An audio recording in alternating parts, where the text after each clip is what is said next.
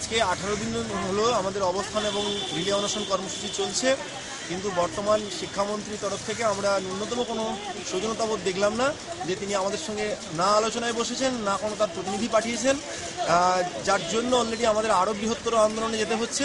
আগামী 18 তারিখ অলরেডি আমরা এই কলেজ স্কোয়ার থেকে বিকাশ ভবন অভিমুখে একটা বিশাল র্যালি করব এবং তারপরে অলরেডি শিক্ষামন্ত্রীকে আমরা ডেপুটেশন দেবো। এই কর্মসূচি আমরা নিয়েছি।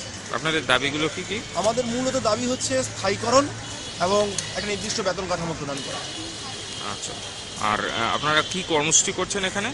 মানে এখানে কতদিন, 18 দিন ধরে যে আছেন, রিলে অনশন কি করছেন 18 দিন ধরে এখানে? আমরা 18 দিন ধরে যেটা করেছি, এর ভিতরে অলরেডি আমরা রাজভবনে অলরেডি আমরা রাজ্যপালকে স্মারকলিপি দিয়েছি র্যালি করে গিয়ে।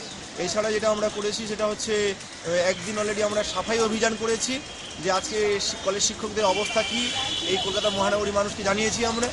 এবং তারপরে অলরেডি যেহেতু পার্থবাবুর কোনো আমরা সাক্ষাৎ পাচ্ছি না, সে কারণে পার্থবাবুর কাট আউট নিয়ে অলরেডি মিছিল করেছি, পার্থবাবুর প্রতিকৃতিতে অলরেডি আমরা স্মারকলিপি ধরিয়েছি। এই ধরনের কর্মসূচি হয়েছে এবং প্রত্যেক দিন একটা করে র্যালি হয়েছে।